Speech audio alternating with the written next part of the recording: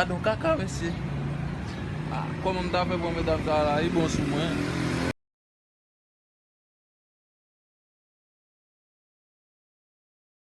Cat! Qui comme non même mesdames yo fait caca men. Je me connais mesdames ça ou mais l'argent. Oh!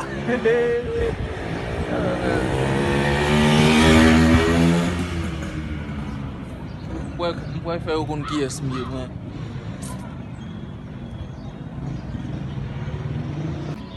Oh, enfin, mon belle. Mais pas ça, t'as oublié de contrôler. Même si l'argent, tu as le l'argent. Qui passe ça ou mais? Je l'ai fait comme date ça. Non, attendez, qui te laisse non, attendez, allez. T'as une petite bonne idée pour nous. C'est ça, mais compris. C'est ça. Il y a là, tu me donnes encore une. Comment t'as fait là pour pas comme ça? On va l'en combien? Faut aller, faut avoir problème. Les problèmes des yeux. Allez, ça me va gérer.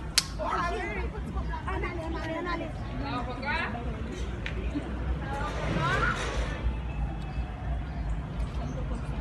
Hey!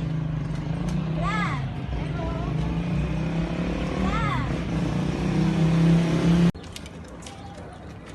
Ka ede nou?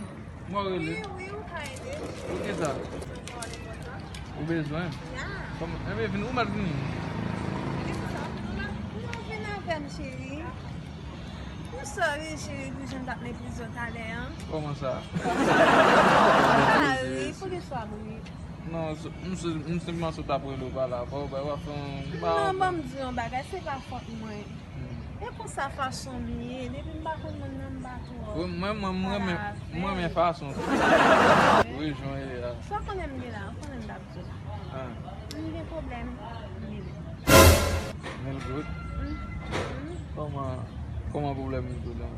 Oui. Il y a des problèmes, parce que nous Ou do bezon peye?